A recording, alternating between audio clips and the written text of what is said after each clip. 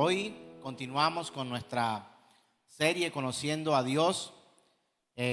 Vamos a mirar hoy algunas otras cosas que de pronto por ahí en el tintero se quedan y a veces no tenemos como la correcta interpretación de las Escrituras.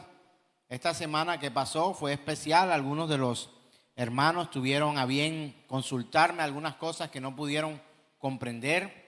Le voy a pedir a mi esposa que coloque en los comentarios una vez más mi número de celular. Ahí puede hacer la consulta respectiva de acuerdo a lo que se está aprendiendo, a lo que se está enseñando. Hay cosas que de pronto no sabemos, no comprendemos y que es necesario recibir una explicación.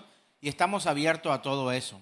Porque si hay una enseñanza que no está de acuerdo o conforme a la Escritura, tenemos que ser cuidadosos. Y a los que se acercaron en algún momento a preguntarme, tuvieron una explicación fundamentada en la Escritura y al parecer, eso me han dicho que quedaron conforme con la explicación y pienso que es lo que debemos hacer como iglesia. La Biblia habla, le dejo esa tareita de la iglesia de Berea y la Escritura habla de ellos que ellos recibían a los apóstoles que llegaban a predicar la Escritura. Y dice que guardaban todo esto con buena solicitud y que luego confirmaban que lo que se predicaba estuviera en la Escritura. Y es la manera correcta como nosotros debemos vivir nuestras vidas cristianas. Esto de que a mí me dijo el Señor y yo creo y yo pienso, no puede tener tanto fundamento como la Biblia dice. Recuerde que el cristiano verdadero no puede vivir diciendo el Señor me dijo, es que yo siento, es que yo tengo un sentir, un palpitar, un no sé qué, sino el verdadero cristiano tiene que fundamentar su vida de acuerdo a la palabra. No es que usted no sienta, no es que usted no perciba, no es que usted no sueñe, no es que usted no considere o que su opinión no tenga ninguna validez. No se trata de eso, sino que lo que usted siente, piensa, sueña, cree, tiene que corroborarlo con la Escritura para que sea una enseñanza que edifique conforme al deseo de Dios. ¿De acuerdo? Entonces hacemos estas aclaraciones porque creo que hoy también van a surgir algunas preguntas. Seguimos en la serie Conociendo a Dios y hoy vamos a tratar un atributo de Dios que creo muchos de nosotros necesitamos recordar. Si yo le pregunto a usted si Dios es fiel completamente, seguro que usted me dirá que sí. Pero hay que conocer a ese Dios fiel en su infinita misericordia, pero también en su infinita verdad, ¿de acuerdo? Entonces, de acuerdo a la palabra, vamos a iniciar leyendo las dos citas básicas con las que hemos empezado nuestra serie, y una de ellas está en Hechos capítulo 17, verso 22 al 24, y la segunda se encuentra en Juan, Evangelio según San Juan, capítulo 17, verso del 1 al 3. Entonces vamos a leer Hechos 17, 22 al 24, dice la palabra del Señor. Entonces Pablo, poniéndose en pie en medio del areópago, dijo: varones atenienses, percibo que sois muy religiosos en todo sentido, porque mientras pasaba y observaba a los objetos de vuestra adoración, hallé también un altar con la inscripción al Dios desconocido. Ahí en esa diapositiva sigue, al Dios desconocido. Pues lo que vosotros adoráis sin conocer, eso os anuncio yo. El Dios que hizo el mundo y todo lo que en él hay, puesto que es Señor del cielo y de la tierra, no mora en templos hechos por manos de hombres. Y me detengo un momento en esta porción de la Escritura para recordar una vez más, o no sé si usted lo había oído, pero estos atenienses, o sea, la gente de Atenas, estamos hablando de Pablo predicando a los griegos, que era la cuna de la filosofía. Yo no sé si usted se acuerda en el colegio, cuando iban a hablar de sabiduría y sabios, lo primero que agarraban era a los griegos, ¿sí o no? porque ciertamente fue cuna de espacio filosófico, de disertación, pero quiero recordarle algo también, era también una cuna de pecado tremenda. Todo había que experimentarlo, y en ese cuento de experimentar todo, obvio, apartaban a Dios y empezaban a vivir como a ellos les parecía. Todo aparentemente necesitaba una explicación científica o filosófica a una profundidad tal que pudiera sorprender a los hombres. Y en algunos casos, la palabra o la escritura o la enseñanza bíblica deja cosas para que se vean de algún modo, de una forma que es sobrenatural. Y de hecho, habrán cosas que no encontraremos explicaciones aún en esta tierra. Yo tengo un grupo de estudio en el cual tenemos algunas disertaciones y hemos tenido en algún momento que suspender algunos estudios, disertaciones, para tratar de darle espacio no solamente a la mente, porque hay cosas que no se van a entender con la mente, sino con la parte del Espíritu, a través de la revelación del Espíritu Santo, para poder retomar una vez más. Llegarán conversaciones inacabables cuando hablamos de algunos asuntos que Dios ha permitido conocer en parte. Y ahí hablamos de una voluntad. Hay una sola voluntad del Señor, pero hay una voluntad manifiesta y hay una voluntad no revelada o velada, que también contiene la palabra de revelación. Revelación es que vuelve a mostrarse o a quitar el velo, y hay una voluntad de alguna manera oculta por parte de Dios. Le explico esto un poco más. ¿Qué va a pasar contigo el día de mañana? No busques a un pastor o a un ministro de Dios para que diga tu futuro el día de mañana. El día de mañana o el día en que el Señor va a llegar. El mismo Señor le dice, esto ni los ángeles del cielo lo saben, solo mi Padre. Hay una voluntad, pero hay una voluntad no revelada a los hombres. Por ejemplo, esa fecha. ¿De acuerdo?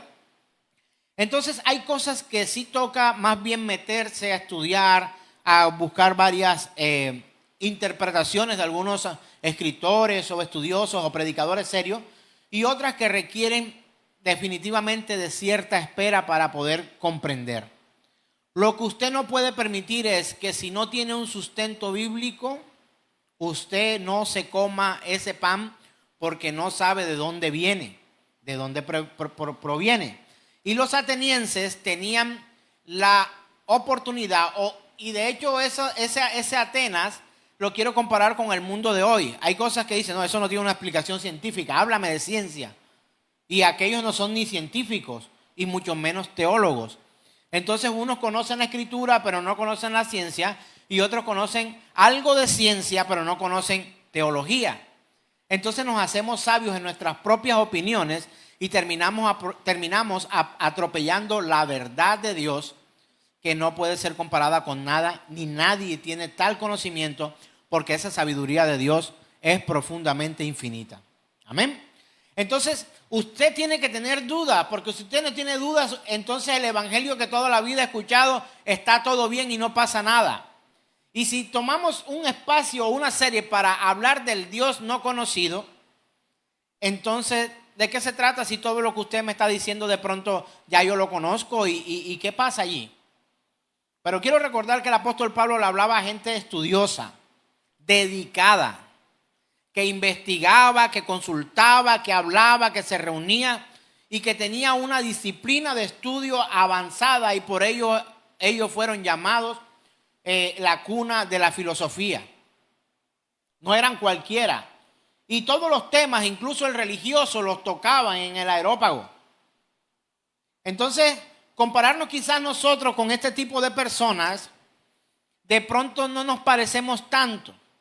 Pero este tipo de personas eran personas que aparentemente no tragaban en seco cualquier cosa que se les enseñara.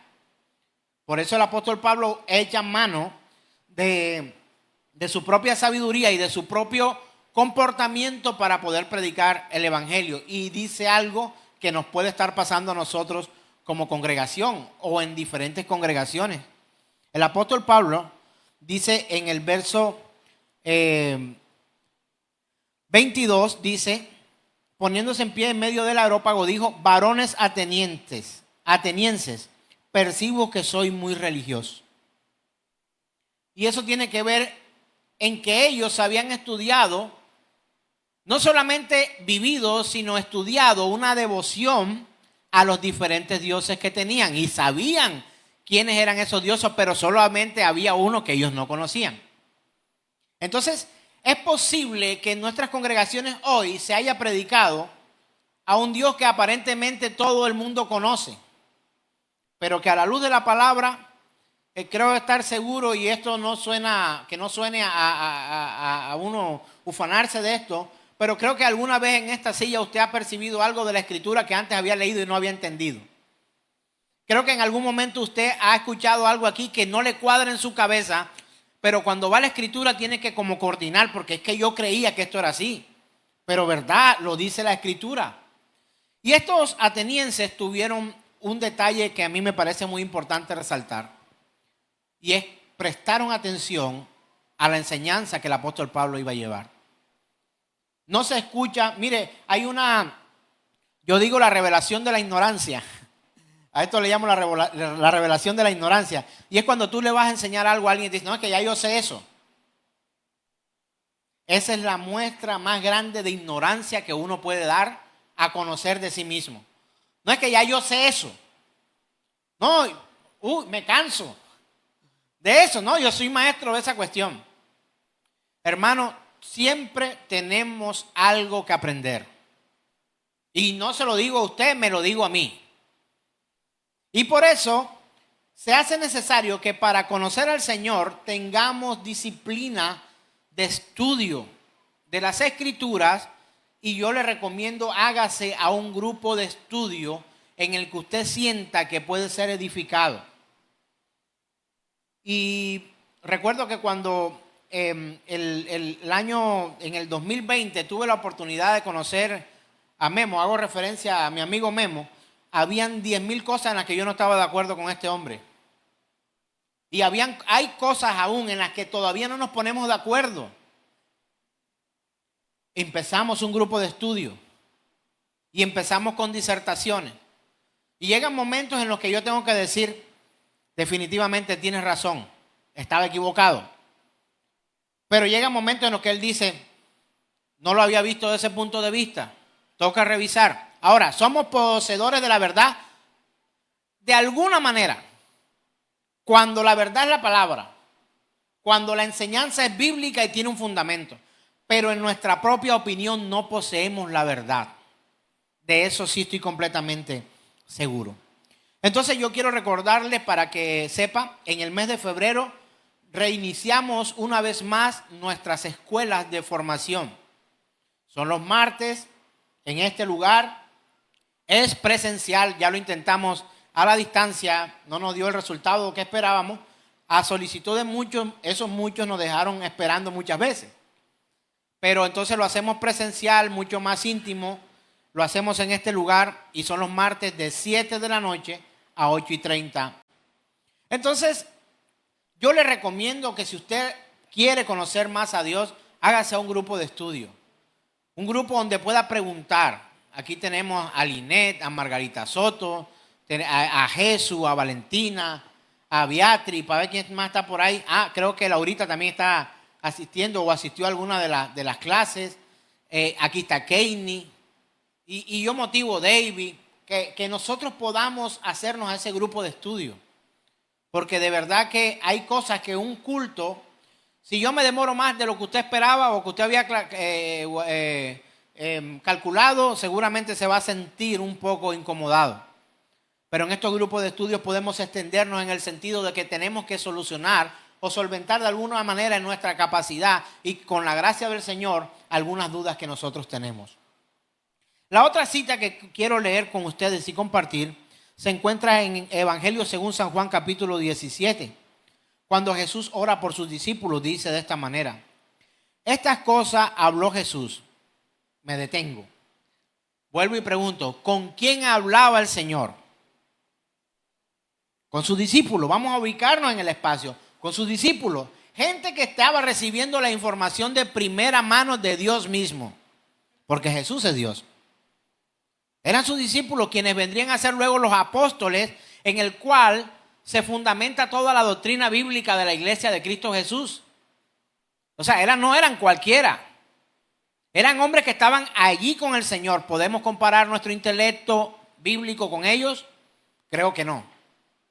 De hecho, la revelación de la Escritura y la responsabilidad de poder consignar lo que el Señor decía fue de ellos y no nuestra. Por eso debemos regirnos al fundamento de los apóstoles. ¿De cuáles apóstoles? Los que aparecen hoy en Inglaterra, en Suecia, en Colombia, en Paraguay, en los barrios, en cualquier lugar. ¿En esos apóstoles? No. El fundamento de la palabra y de los apóstoles que habla la Escritura es el que se le dio a conocer a estos hombres, en donde se hizo claridad de toda la ley y los profetas en el Nuevo Testamento, a estos hombres piadosos que el Señor escogió para revelar su nombre, su presencia. Porque quiero tomar esto, así como hicimos con la serie de la Reforma, de la Iglesia Reformada o de la Reforma Protestante, pero para aplicarlo a nuestra vida. Que estudiamos las 5 solas. Si usted quiere aprender de esto, entre en nuestro canal de YouTube. Ahí se encuentran las prédicas y encuentra las 5 solas y encuentra la enseñanza de lo que es la Reforma Protestante, con fechas, con personajes, con títulos y con autores y escritores de donde sacamos nosotros la fuente para poder estudiar y enseñar esta verdad. Ahí la encuentra. Está en YouTube, está en Facebook también. En algún momento Facebook empieza a borrar videos, pero en la página de YouTube de Generación de Fe y en la Pastora Med también se encuentra.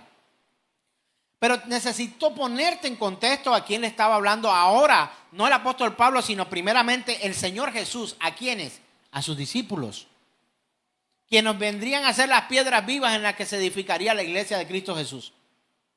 Hombres de Dios, escogidos por Dios, a los que le llegó el mensaje directamente. Pero ¿qué le dice el Señor a ellos? Vamos a leerlo. Estas cosas habló Jesús. Ya dije que a los discípulos. Y levantando los ojos al cielo dijo: Padre, la hora ha llegado, glorifica a tu Hijo, para que también tu Hijo te glorifique a ti. Mire la oración de Jesús. Es la oración del Maestro.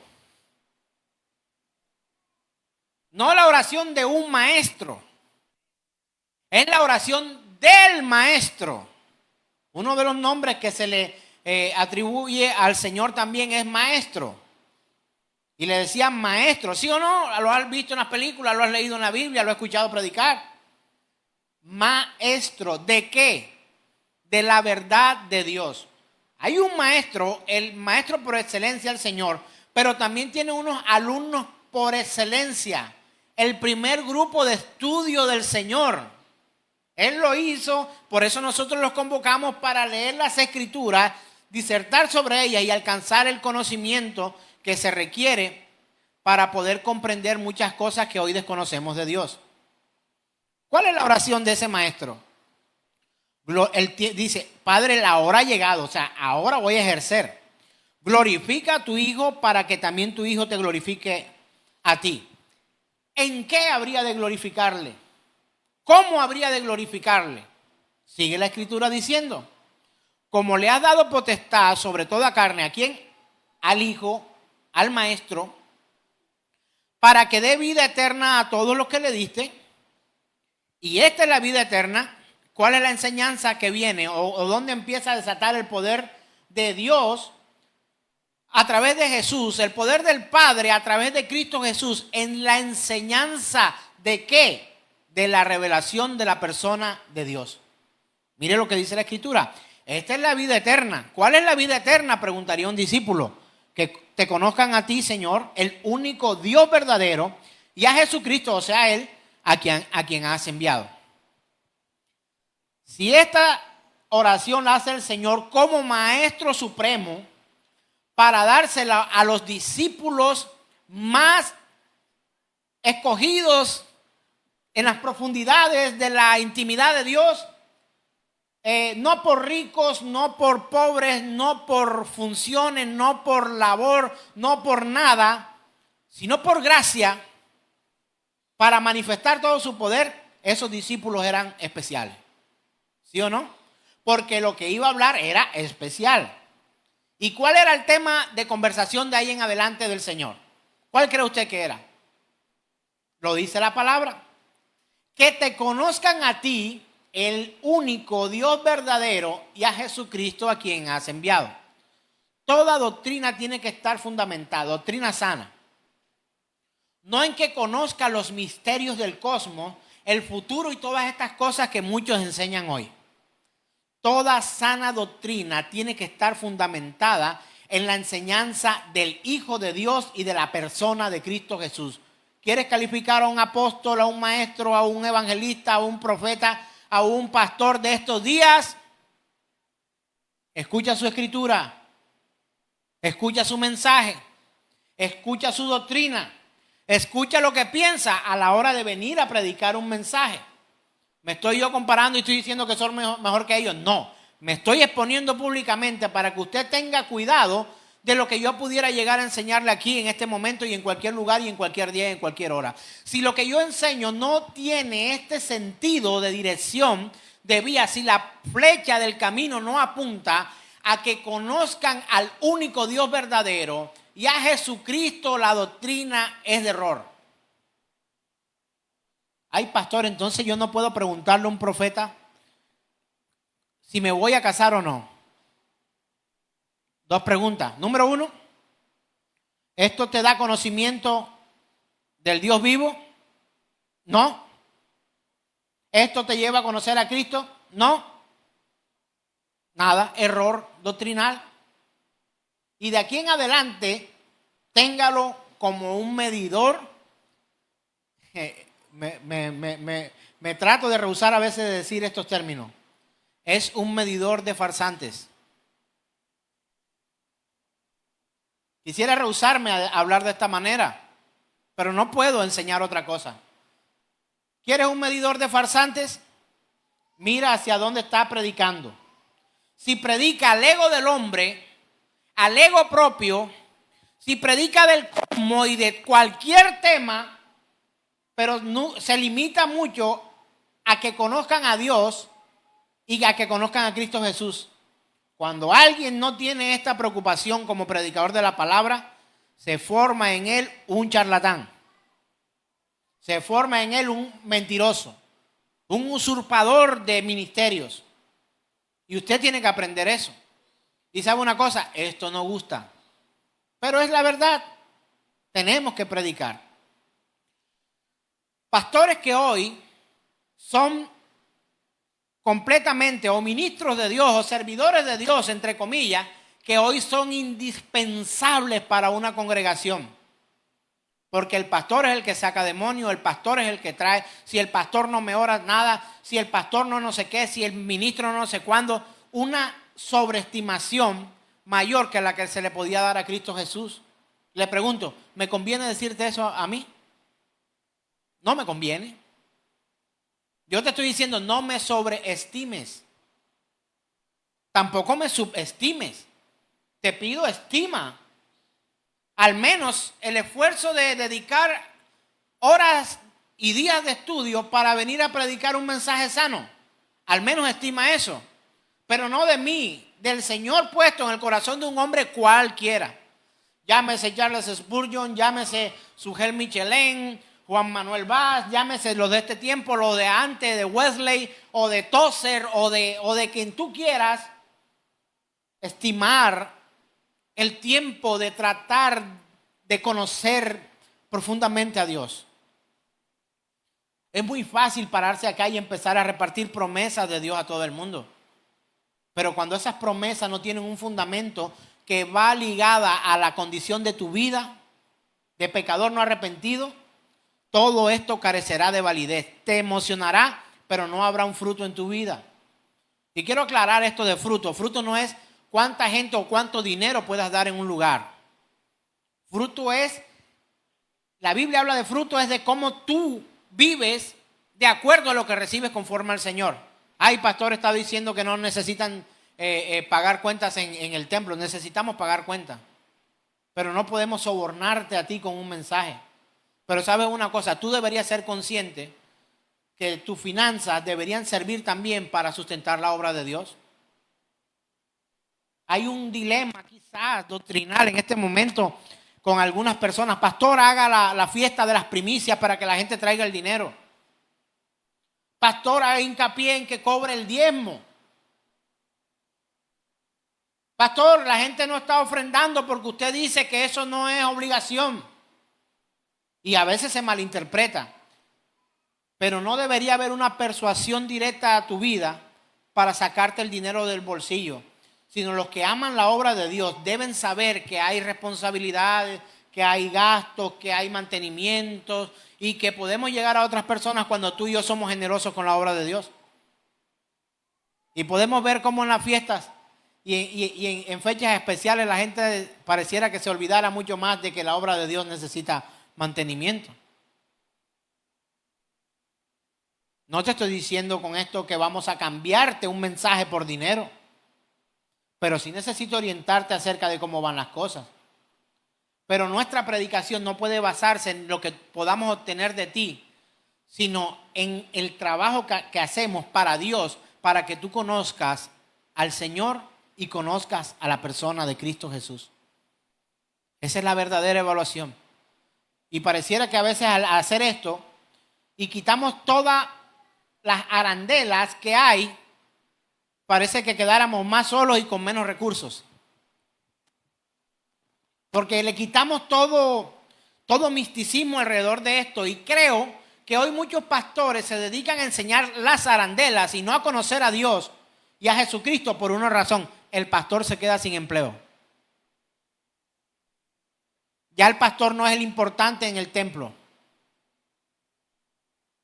Si el pastor no va a orar al hermano que está enfermo, entonces no se va a sanar. Entonces porque el pastor va, entonces ora, entonces él tiene una ofrenda por ir a orar. A mí me sacaron de casa más de una vez y me han sacado de casa a 3 de la mañana. No me preguntan, pastor, cogió taxi, se vino en moto, en carro, lo trajeron, ¿cómo hizo? Ahí está el pastor. Y luego después un toquecito en el hombre, gracias, que le vaya bien, Dios le bendiga, el Señor le añada. ¿Me hago entender? ¿Y qué toca hacer? El pastor, no sé, yo o el otro, que llegó a pie a ese lugar, tiene que irse a las 3:40 de la mañana, porque duró 40 minutos sacando un demonio, orando por un enfermo. Algunos van a sacar demonios. Yo pienso que lo que no limpia la palabra no lo limpia nada. Y considero que cuando un pastor enseña a conocer a Dios, creo que se queda sin muchas cosas que solventar. ¿Sabe por qué? Porque aquellos han conocido al Señor y tienen acceso directo con Dios, como lo tiene el pastor o debería tener el pastor. Y el oficio del pastor viene a ser solamente un orientador y no una persona indispensable para el crecimiento de la iglesia. El crecimiento lo da Dios. Y cuando conocemos a Dios entendemos. Ayer hablaba con una hermana a quien amo profundamente. Le decía, hermana, ¿y usted por qué no me contaba este problema? Lo que pasa es que usted tiene muchas situaciones que resolver. Y yo le oro a Dios. ¿Cuánta satisfacción me dio en mi corazón escuchar palabras como estas? Y pareciera que eso ofendiera a algunos pastores o a algunos hermanos que predican, no sé. Pero si usted conoce a Dios, no es que no va a necesitar a sus hermanos, sino que si usted conoce a Dios y a la persona de Cristo Jesús, sea ese pastor o sea otro, usted va camino al reino de los cielos. Si conoce y obedece, eso sí. Si hace lo que Dios le enseña. Porque hay quienes que dicen que conocen a Dios, pero hacen lo que quieren. ¿De acuerdo? El Señor le dice, y esta es la vida eterna, que te conozcan a ti, el único Dios verdadero, y a Jesucristo a quien has enviado. Este es el fundamento doctrinal para hablar de conocer a Dios. Dios es fiel. Es nuestro atributo que vamos a compartir. Y quiero definir fidelidad. La definición de fidelidad, que es firme y constante en sus afectos. Ahí lo encontramos en la diapositiva. Que es firme y constante en sus afectos, ideas y obligaciones, y cumple con sus compromisos hacia alguien o algo. Esa es la definición de fidelidad. que es firme, constante en sus afectos, ideas, obligaciones y cumple sus compromisos hacia alguien o algo. Pregunto, ¿cumple Dios estos elementos para ser fiel? Yo creo que usted ya lo había dicho antes de que yo le leyera la definición. Los cumple. Pero ahora le voy a preguntar a usted porque vamos a traer esto a nuestra realidad. ¿Eres tú fiel? ¿Eres firme? ¿Eres tú constante en tus afectos? ¿Tienes ideas constantes y firmes? ¿Cumples con tus obligaciones? ¿Y cumples con tus compromisos? ¿Eres tú fiel? Hablemos de nuestros hijos. ¿En relación a qué, pastor? ¿En relación a nuestros hijos? ¿Firme y constante en tus afectos? ¿O un día los quieres entregar al bienestar familiar? Pastor, mis hijos me tienen hasta aquí. Yo, hermana, tranquila. Le tengo una solución. Bueno, le tengo dos. Usted escoge. Número 1. Dígame la número 1, pastor. Entréguelos al bienestar familiar. Uy, ¿cómo se le ocurre? Ah, bueno. Tus hijos. Son tus hijos. ¿Y cuál es la otra? Ora, agárrate de Dios y vive tu paternidad o maternidad de acuerdo a la palabra. Tienes una fácil y una un poco más complicada. Como hijos, con tus padres, ¿eres firme y constante en tus afectos? ¿En tus ideas, con tus obligaciones? ¿Cumples con tus compromisos como hijo hacia tus padres? ¿Y qué decir de la congregación? ¿Cuántos son fieles a Generación de Fe? Amén. Wow. ¿Cuántos son fieles con sus hermanos en Cristo acá?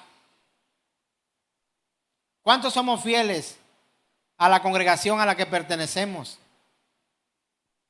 ¿Usted se acuerda de una propaganda que decía, y que sabe usted dónde están sus hijos en estos momentos? Eso por allá en mis años 20. ¿Sabe usted dónde están sus hijos en estos momentos?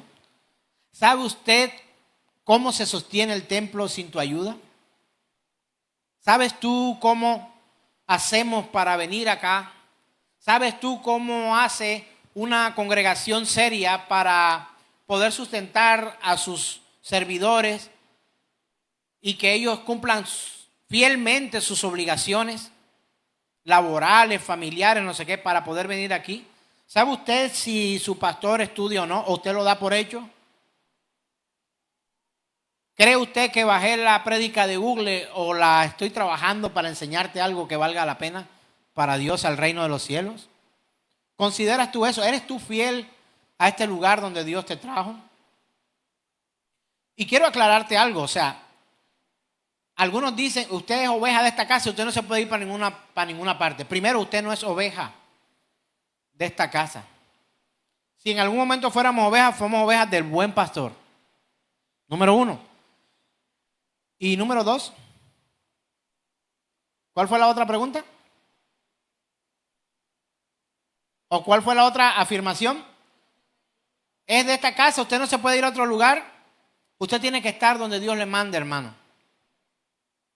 El crecimiento de esta congregación lo da el Señor.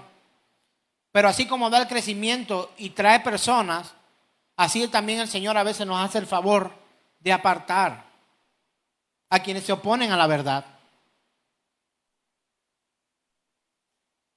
Y yo lamento esto en el corazón. Pero mientras me alcance la vida, trataré de defender desde este altar o desde esta tarima, o de este altillo o de este púlpito, la predicación de un sano evangelio, de la Escritura. No podemos pasar a traer personas a este lugar a que digan que tuvieron una visión de destrucción o de construcción de las personas que se encuentran en este lugar congregándose. No puedo someterlos a ustedes a eso. Sería irresponsable de mi parte. No puedo obedecer a la voz de hombres que pretenden que se cambie la verdad por un poco de contentillo o de motivación dicha de otra forma para que alcancemos ciertas cosas. Pastor, predique de que Dios puede hacer milagros en la gente. Eso de predicar siempre la Biblia. Entonces, ¿pero para qué fuimos llamados? ¿O es que venimos a jugar a ser pastores a este lugar? ¿Sabe por qué no? Porque Él es fiel. Yo quiero ser fiel como Él es fiel. Y yo le pregunto una vez más, ¿es usted fiel en lo que Dios le ha puesto? En su trabajo, con su familia. ¿Es usted fiel a Dios? Esa no se la había preguntado, se la había dejado para el final. ¿Eres fiel al Señor?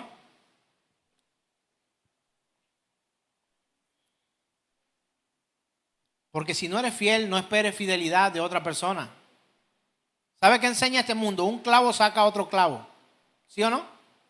Si tu esposa es infiel, pónselos tú también. ¿Sí no enseña esto el mundo? ¿Sí o no? Callo con callo sale. Un clavo saca otro clavo. Son las enseñanzas humanistas de hoy. La infidelidad es uno de los pecados más sobresalientes en estos días malos. En el mundo de los negocios, con excepciones extremadamente raras, los hombres ya no honran la palabra dada. Pero no solo en los negocios, en el matrimonio.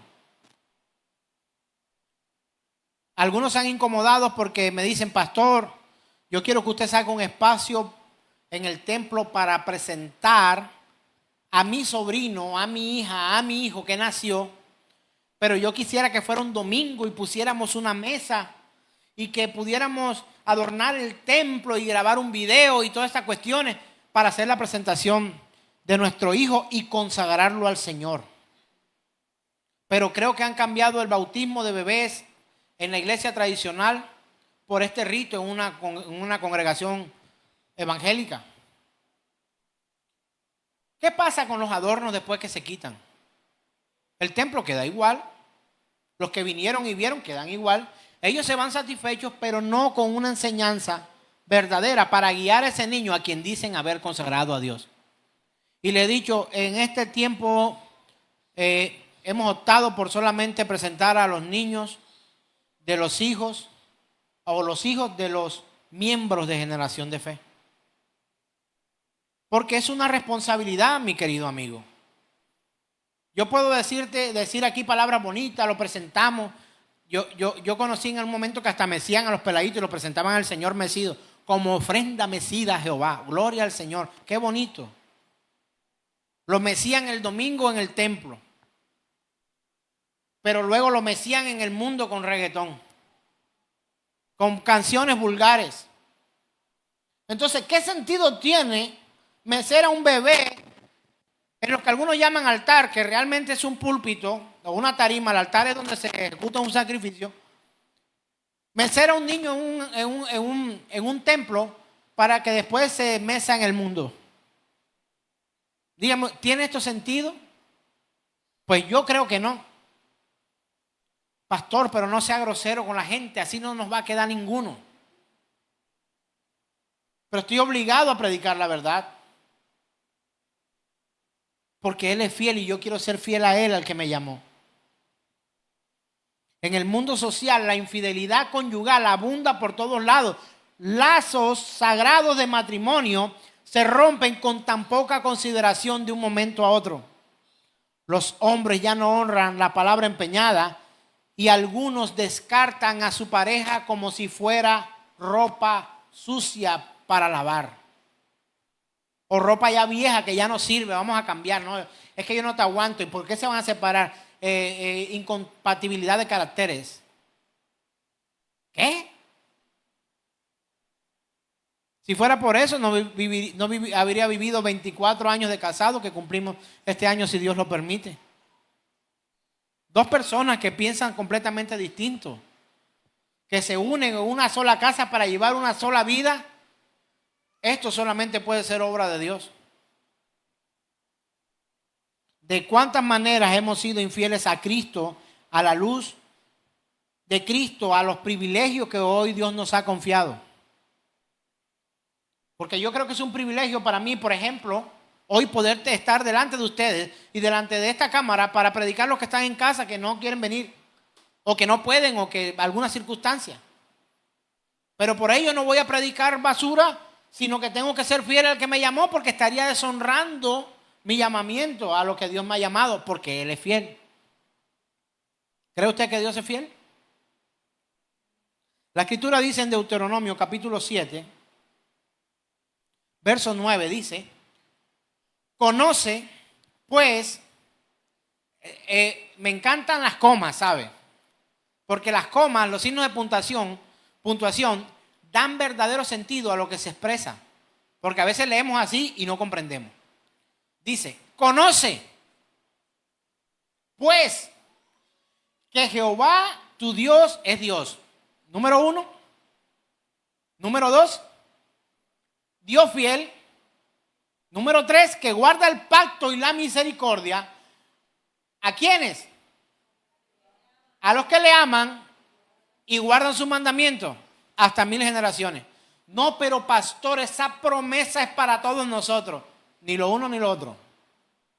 Ni lo uno es que desde la primera palabra de este versículo ponemos por obra. Conoce. ¿Conoces a Dios? Respuesta rápida: sí, claro, desde que nací. ¿En serio? Pues yo creo que yo todavía no lo conozco bien. Apenas empiezo a conocerlo. Y la forma más fiel que Él nos ha dado para que podamos conocerla no es el profeta Armando, ¿sí o no, Armando? Ni el apóstol Carlos. Es su palabra. Conoce. Conoce, pues. Mira, con esto, conoce, y pues puedo predicarte el resto del año. Con solo esa palabra, conoce. Y de hecho lo vamos a hacer conociendo a Dios. Es nuestro año de predicar acerca de Dios. El año pasado predicamos todo el año acerca de la iglesia. Ahora, la iglesia que se estaba preparando con algunas reuniones, vamos a decirlo así, la iglesia tiene que conocer a Dios. Ya sabemos quién es iglesia y quién no es iglesia. Porque algunos se llaman iglesia y no son iglesia. Y ocupan un lugar que no le corresponde. Dice la Escritura: conoce, pues, primero que Jehová tu Dios es Dios. Yo encuentro algo de incongruencia semántica, ortográfica y expresiva en esta frase: que Jehová tu Dios es Dios. ¿No encuentra usted algo de incongruencia ahí? Yo lo encuentro. Conoce que tu Dios es Dios. ¿Cómo así? Es como si yo te dijera: conoce que tu papá es tu papá. Porque conozco gente que su papá no es su papá. ¿Va cogiendo un poco de sentido? ¿Sí o no? Conozco gente que su pastor no es su pastor.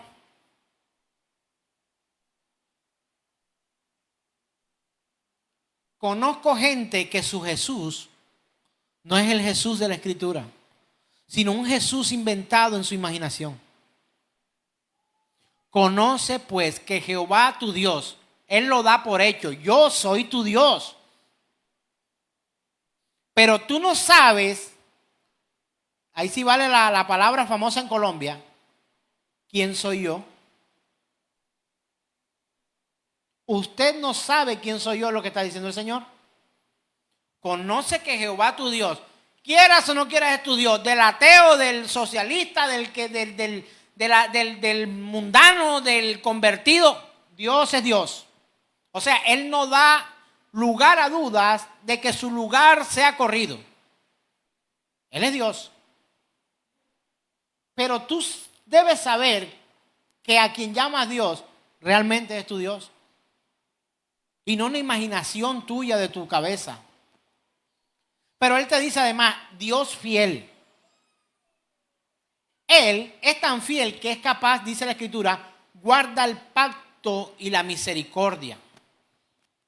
¿Cuál es el pacto? El que hizo con Abraham, la oportunidad que le dio a Adán y a Eva desde por allá, desde el paraíso, que cumple sus promesas, que cumple su palabra. Ese es el Dios que estamos hablando. Pero guarda el pacto y la misericordia ¿con quiénes? Con los que le aman y guardan sus mandamientos. Si pregunto alegremente cuántos aman al Señor, ¿cuántos pueden gritar carismáticamente amén, amén, amén? ¿Cuántos aman al Señor? Alza la mano el que ama al Señor. Aquí es donde se parte la galleta, donde se tuercen los pistones y guardan sus mandamientos. ¿Cuántos dicen amén a los que guardan sus mandamientos? A ver. Ay, chuchi. ¿Con quién guarda el pacto el Señor? Con los que le aman y guardan sus mandamientos. ¿Hasta cuántas generaciones? Esa promesa será para mí, Dianita.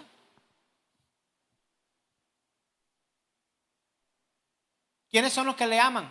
Israelitas, persas, sirios, cienagueros como yo. ¿Dónde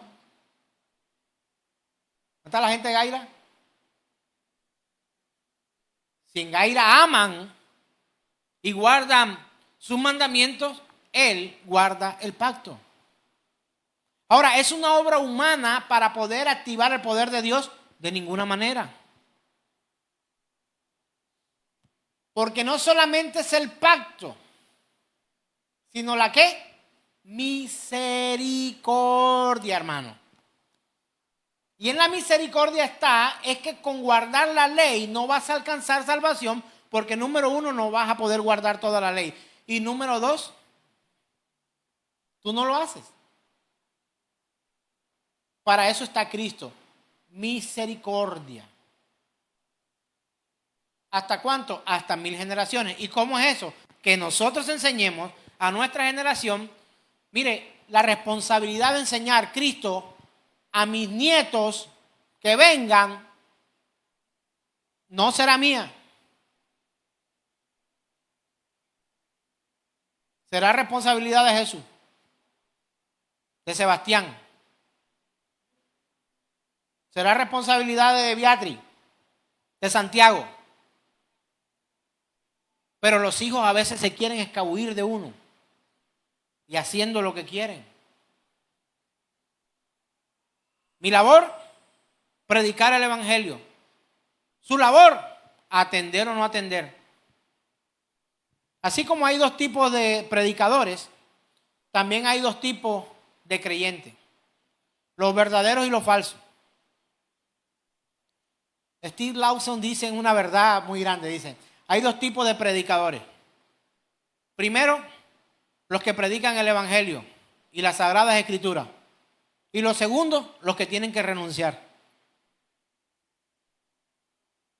Amo estas verdades. Conoce pues que Jehová tu Dios es Dios, Dios fiel, que guarda el pacto y la misericordia a los que le aman y guardan sus mandamientos hasta 1000 generaciones. Esta cualidad de ser fiel es esencial en el ser del Señor. Y sin esta cualidad, Dios no sería Dios. ¿Usted se imagina un Dios infiel? Yo he visto que pagan a un Dios por el milagro. Y como ese Dios no le cumple, entonces ya no voy más a la iglesia. Así dicen, ¿no? O que le ponen estampitas de oro y cosas en las manos, o le hacen un altar, o un templo, o un no sé qué. Y ese Dios no responde, entonces ya le dan la espalda. Pero el Dios que tenemos es fiel. Para Dios ser infiel, debería actuar en contra de su propia naturaleza, lo cual es imposible. Imposible. Segunda carta del apóstol Pablo a Timoteo, capítulo 2, verso 13, dice lo siguiente. aunque tú y yo somos de esta forma. Si fuéramos infieles, Él permanece fiel. Él no puede negarse a sí mismo. Si hay algo que Dios no puede, es esto, hermano. Negarse a sí mismo. Pregunto algo. ¿Estás aprendiendo algo esta mañana?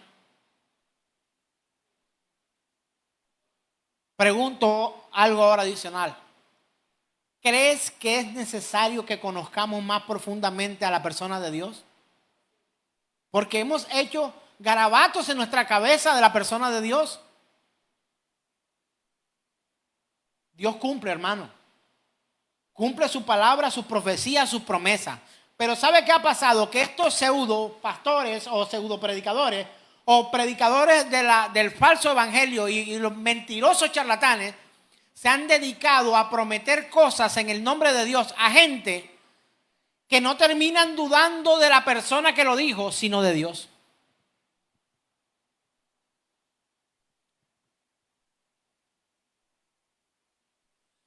Y es donde está el error de muchos, que creen que Dios es infiel porque un hombre le dijo, no, mire, espérate, el hombre fue el que te dijo, Dios no te lo dijo.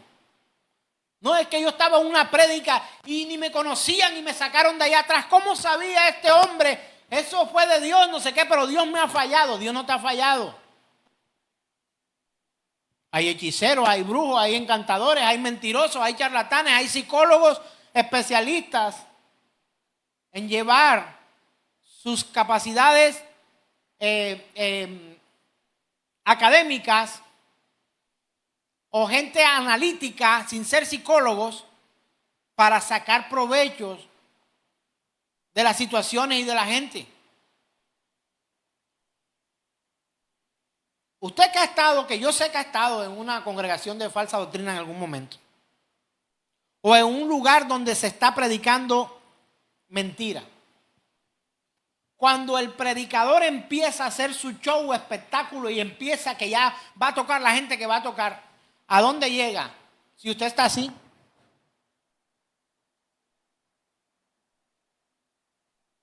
Y al lado de usted hay una persona que está. ¿A dónde llega, hermano? Dígame dónde llega. Y escúcheme esto, no seamos tontos.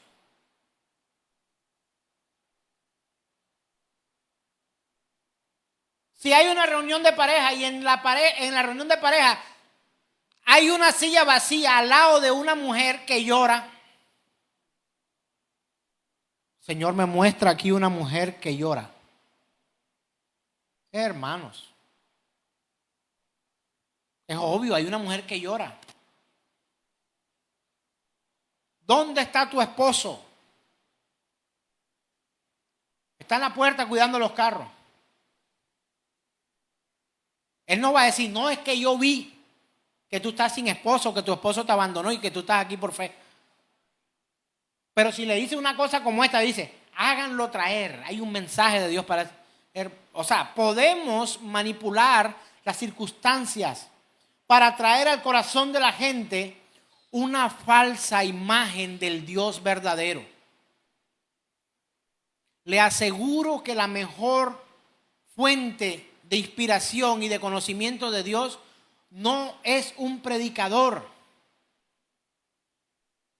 que predica sus visiones, sus sueños, sus cosas, sus emociones. La mejor fuente que podemos tener para conocer al Señor es su palabra. Es su palabra.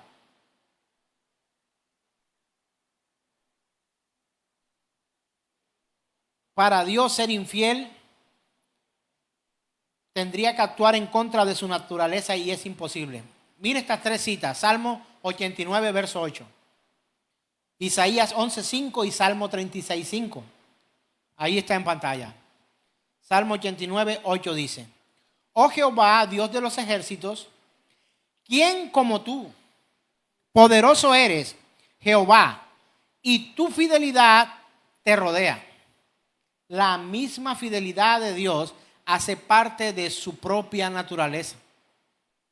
No es posible encontrar a Dios, al Dios verdadero, que un día esa fidelidad no esté en Él.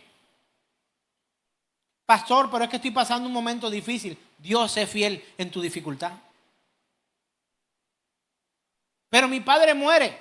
Él sigue siendo fiel. Tanto a mí como a mi padre, que está en una clínica hoy. Él sigue siendo Dios. Él sigue siendo fiel.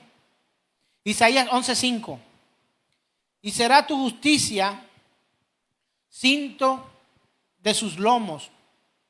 Perdón, y será la justicia cinto de sus lomos y la fidelidad ceñidor de su cintura. El Señor se viste de fidelidad. Es su vestimenta. Salmo 36:5. Jehová, hasta los cielos llega tu misericordia y tu fidelidad alcanza hasta las nubes. Es un lenguaje poético con el que el salmista manifiesta un atributo de Dios. Un atributo de Dios. Más allá de toda comprensión finita está la fidelidad de Dios. Usted ha escuchado esta oración. Ay, Señor, te pido que tomes el control de esta situación. Y oran, imponen mano. Dios, te pido, toma el control.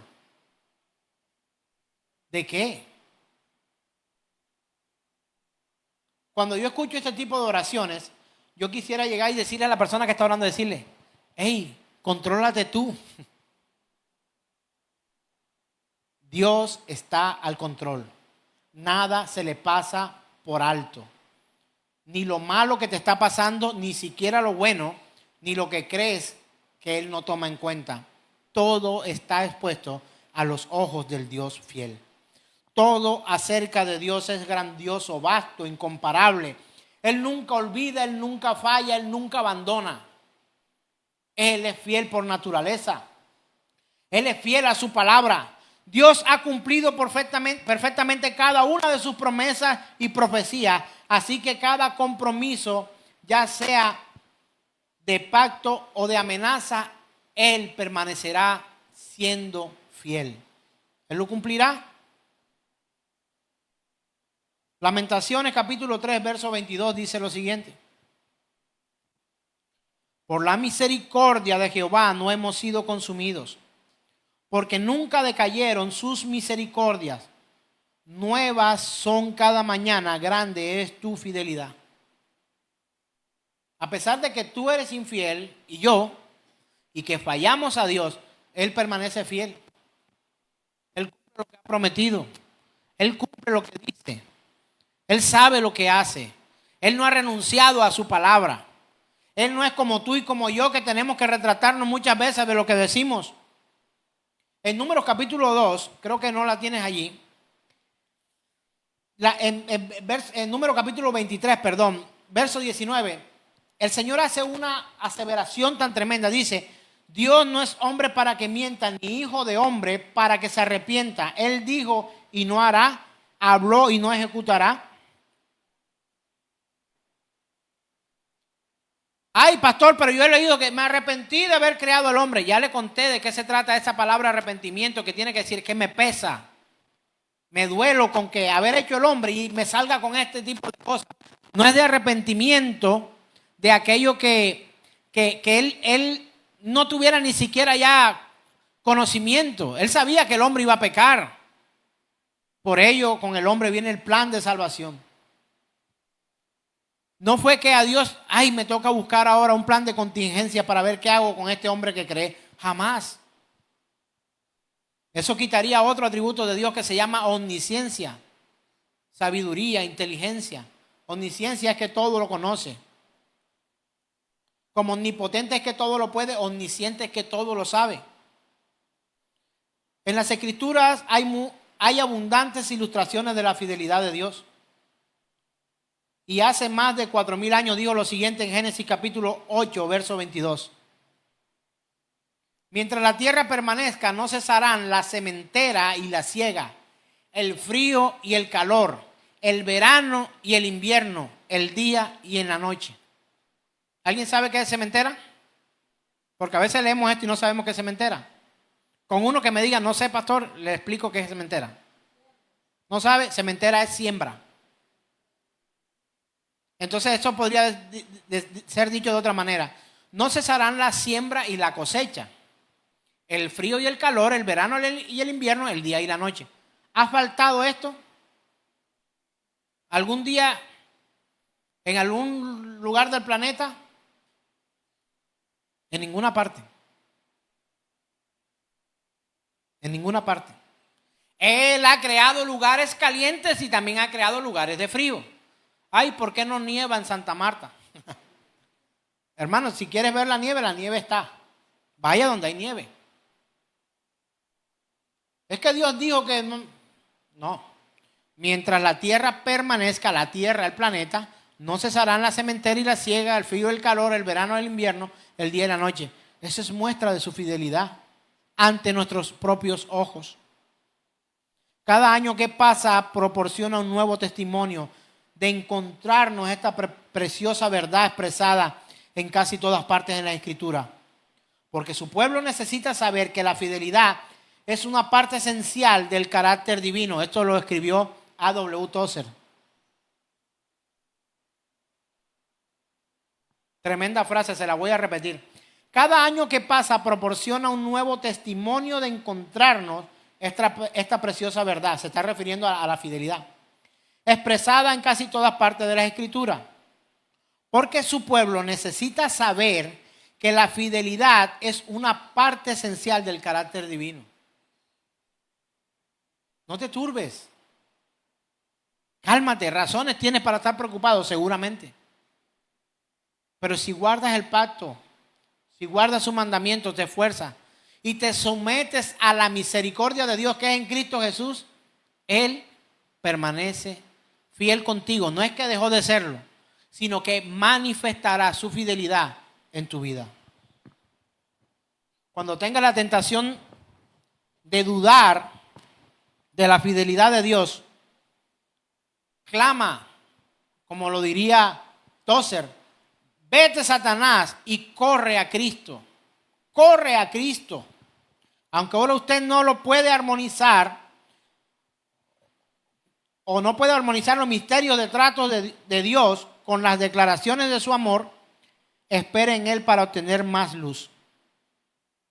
En el tiempo justo todo será aclarado. Yo he aprendido algo y ya lo tengo como doctrina de vida. La palabra de Dios pondrá todo en su lugar. Y todo en su lugar es todo el cosmos, el universo, aún personas en mi propia vida. A mí me pondrá en el lugar que me tiene que poner. Llegará el momento en que la palabra de Dios me pondrá donde me tiene que poner. Si es en disciplina, si es en bendición, si es en el del Señor, si es en condenación, donde quiera que fuera, me pondrá el Señor. Y a ti, hermano, a ti también. Pero hay cosas que no comprendemos y dudamos a veces de la fidelidad de Dios. Juan capítulo 13, verso 7 dice lo siguiente. Evangelio según San Juan capítulo 13, verso 7.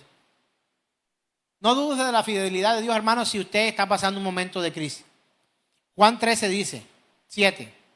Respondió Jesús y le dijo, lo que yo hago, tú no lo comprendes ahora, más lo entenderás después. Porque es que Él no ha prometido que te va a revelar, o sea, a quitar todo velo de todas tus preguntas hoy. A su tiempo lo entenderás.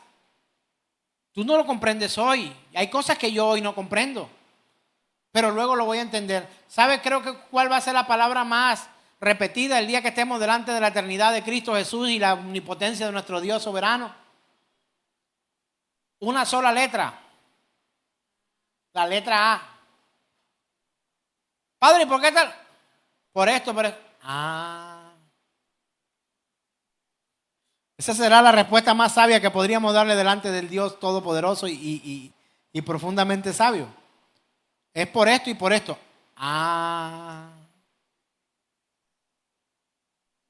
En su tiempo todo será aclarado. Su palabra no solo abunda en las ilustraciones de su fidelidad, en el cumplimiento de sus promesas, sino que también registra numerosos ejemplos de su fidelidad en el cumplimiento de sus amenazas. Él es fiel hasta cuando amenaza. Ay, pastor, no nos predique de eso. Tienes que conocer a Dios. ¿Cuántos adoran al Dios fiel? Ay, aleluya a todo el mundo. Aleluya, gloria al Señor. Ah, pero también es fiel en tus amenazas, en sus amenazas. Aleluya. ¿Cómo? Sí, también en sus amenazas. Cuando dice, te voy a raer de la tierra, o irás al infierno, allí será el lloro y el crujir de dientes. No, pero de eso no. Él también es fiel allí. No verás el día de mañana. Él es fiel ahí. Verás el día de mañana. ¿Recuerdan aquella porción bíblica que hubo uno que dijo que no verían la prosperidad al día siguiente? Y el profeta le dice a aquel hombre, ¿sabes qué? Tú no lo vas a ver. Mañana la harina va a estar barata. Es como si yo le dijera ahora, va a ver, mañana el queso va a bajar. El queso está caro, ¿verdad? En Colombia en estos días. Es como si yo dijera, mañana el queso va a amanecer a 3,000 barras la libra.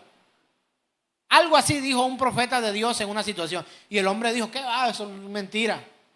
Y el profeta voltea y con la unción del Señor y con la instrucción de Dios le dice, tú no lo vas a ver.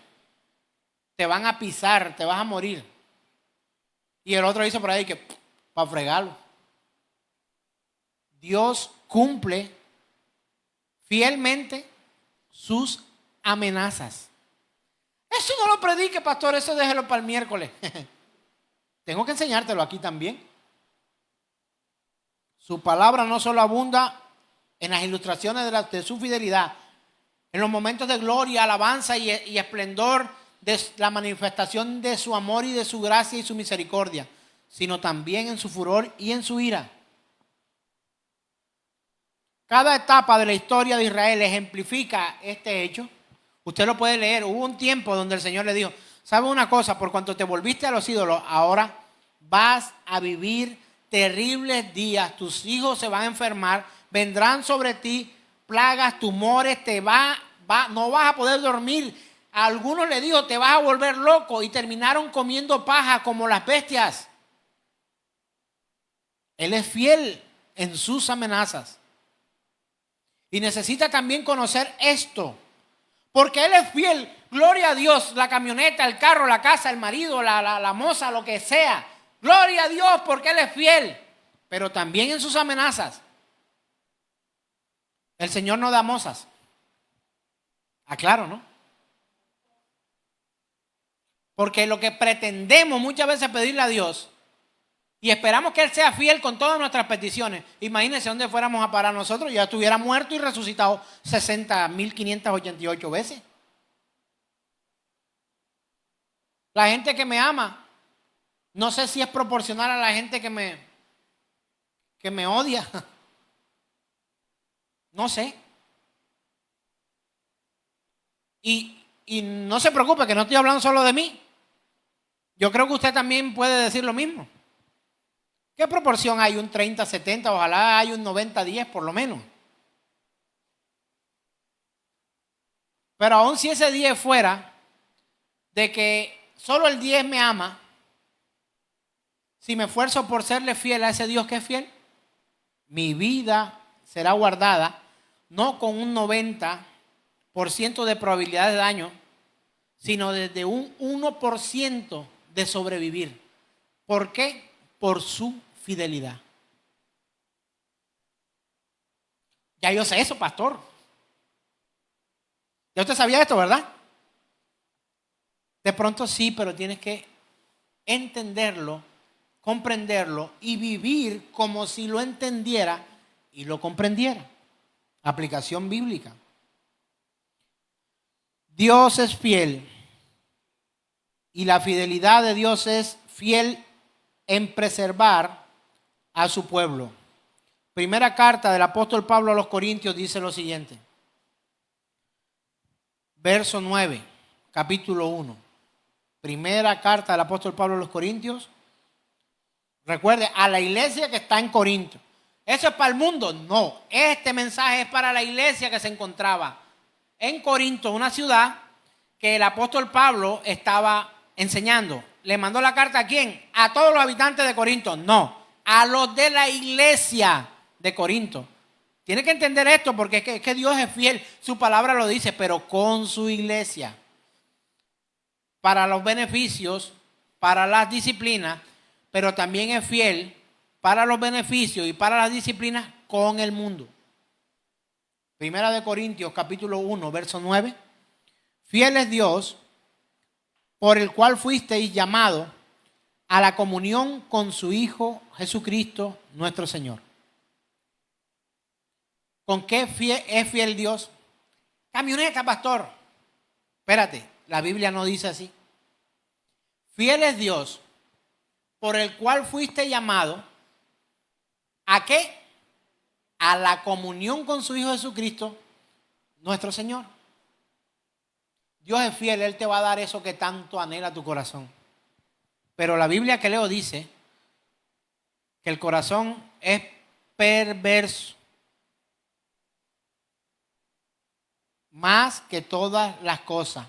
Engañoso es el corazón y perverso más que todas las cosas. Fiel es Dios ¿con qué? Con la camioneta. Si quiere darte camioneta, te va a dar camioneta. Si quiere darte salud, te la va a dar. Ay, ¿por qué me dio esta enfermedad a mí? ¿Eso quita la fidelidad de Dios? De ninguna manera. La disciplina no solo es reconciliable con la misericordia de Dios, sino que es el efecto de la expresión de la misma. Tranquilizaría mucho las mentes del pueblo de Dios si recordaran que su pacto de amor lo obliga a imponerles correcciones muchas veces. Uno quiere solamente beneficio, uno no quiere cosas barro, ¿sí o no? Así somos. ¿Cuántos quieren los beneficios de creer en el Señor? Pero en esa conocer al Señor, de experimentar a Dios, de vivir para Dios, de recibir los beneficios para Dios, dentro de esos beneficios también están las disciplinas y las correcciones. Porque si se hace como tú dices, obtendrá resultado de lo que tú eres. Y Dios tiene que disciplinarte para que aprendas a no meterte nunca más por ahí. A obedecer, a vivir bajo los principios del Señor. Entonces, el Salmo 89, 32, el Salmo 119, 75, dice la palabra: conozco, oh Jehová, que tus juicios son justos y que conforme a tu fidelidad me afligiste. ¿Por qué Dios te aflige? El Dios malo ese que yo tengo. Alguien dijo que mi mamá murió desde que se metió a la religión que yo le prediqué, que era mi culpa que mi mamá hubiera muerto. Es tu culpa que haya muerto tu madre porque tú nunca debiste predicarle de la forma en que predicaste y la sacaste de donde estaba para traerla a esta religión donde murió. Ella murió su cuerpo, pero vive para Dios.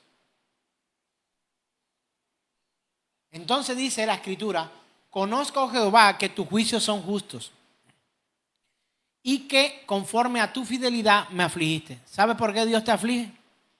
Porque Él es fiel. Yo no quiero eso, pastor. No pelee conmigo, pelee con la Escritura. ¿Por qué te aflige? Porque Él es fiel. Si Él no te afligiera, permitiría que tu vida fuera de triunfo en triunfo y de victoria en victoria, como dicen algunos que dice la Biblia. Lea bien esa cita, se la dejo de tarea.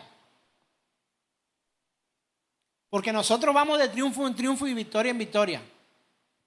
Lea esa cita y entienda lo que esa palabra de Dios dice ahí y qué es lo que realmente dice. Dios te aflige porque Él es fiel.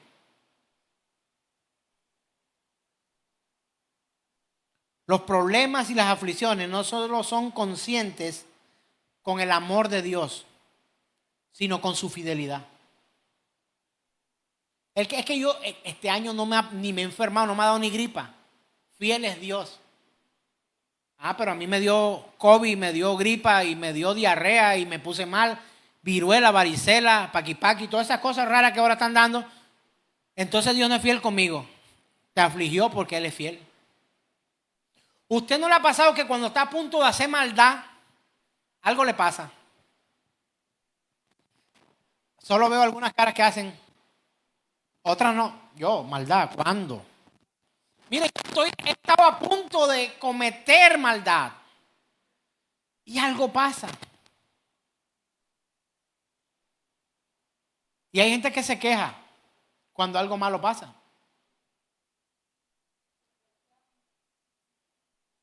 Ahora digo, gracias Dios.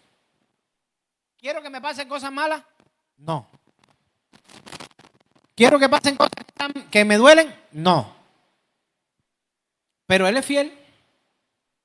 Salmo 89, verso 32 dice, entonces castigaré con vara su rebelión y con azote sus iniquidades, mas no quitaré de él mi misericordia, ni falsearé mi verdad. Se parece en algo lo que leímos ahorita de la misericordia, ¿verdad? Se parece. Porque el Dios es el mismo del que habla la Escritura. Qué bueno que usted trajera un cuaderno y anotara, aprendiera. No, es que ahí está. No, ya yo lo oí, ya yo sé eso. Te castigaré con vara su rebelión y con azote sus iniquidades, mas no quitaré de él mi misericordia ni falsearé mi verdad. ¿Sabe por qué? Porque Dios le había prometido a aquel que algo diferente a vivir en aflicción tenía para él. Las aflicciones son necesarias para nosotros. Oseas capítulo 5, verso 15 dice lo siguiente. Andaré y volveré a mi lugar hasta que reconozcan su pecado y busquen mi rostro. ¿Quién cree usted que está hablando ahí? El Señor. Oseas capítulo 5, 15. Andaré y volveré a mi lugar hasta que reconozcan su pecado y busquen mi rostro. En su angustia me buscarán. ¿Y quién permite la angustia? El diablo te está angustiando, el diablo quiere angustiarte. No es que cuando yo voy allá a Generación de Fe yo no siento la paz que siento en otros lugares donde me dice todo va a estar bien, el milagro viene de camino, hay una puerta ancha que se abre delante de ti. ¿Sabes cuál es la puerta ancha que habla la Biblia? La que lleva a la perdición. Porque Él dice que el camino es angosto que lleva a salvación, la puerta estrecha. Pero aquellos confunden la historia y enseñan camino ancho y puerta espaciosa. No dice la Biblia esto. Dice camino angosto y puerta estrecha. Y pocos son los que la hallan. ¿Sabe por qué? Porque el camino es de a uno. Y la puerta es estrecha porque entramos individualmente, uno por uno, daremos cuenta al Dios fiel, omnipotente Dios.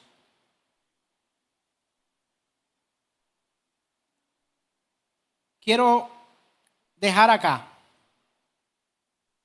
porque para el próximo domingo vamos a aprender algo especial acerca de la fidelidad de Dios. Y es por qué Dios es fiel. ¿Por qué Dios es fiel? ¿Le gustaría saberlo? Bueno, conéctese el próximo domingo. Si no puede venir, o si no, venga y comparta con nosotros acá. Pregunto para finalizar esta porción de este mensaje. ¿Conocías la profundidad de la fidelidad de Dios como hasta hoy? Pues déjeme decirle que todavía no hemos profundizado. en cuanto a la fidelidad de Él. Porque su fidelidad llega a un momento en que aunque estudiemos tanto a profundidad de su fidelidad, llegará el momento en que su fidelidad para nosotros se tornará incomprensible. Y es cuando lloramos algunos, de ver cómo Dios es tan fiel, aún habiendo pasado momentos de aflicción. Lo que hemos perdido hijos, entendemos que es un momento de aflicción. Un poquito más que aquellos que no lo han perdido. Porque el amor de padre o de madre, mire, no tiene comparación. Uno podría renunciar al amor de su vida, pero el padre que verdaderamente ama nunca renunciaría a amar a sus hijos, aunque le costara su vida.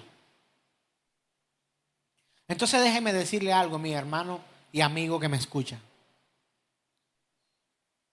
Nunca profundizaremos en el conocimiento de Dios tanto como queremos, así queramos y nos dispongamos, porque Él es eternamente infinito en tanto sabiduría como en persona. Es una persona completamente infinita, insondiable, ilimitada. O sea, jamás pararemos de conocer a Dios, ni en esta eternidad ni en las venideras.